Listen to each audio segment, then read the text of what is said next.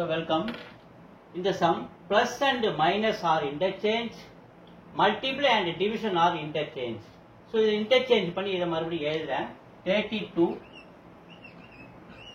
So, minus இருக்கிற இடத்துல plus 512, multiply இருக்கிற இடத்துல division 64, division இருக்கிற இடத்துல multiply 8, plus இருக்கிற இடத்துல minus 64 is equal to என்ன வரும்? வாங்க.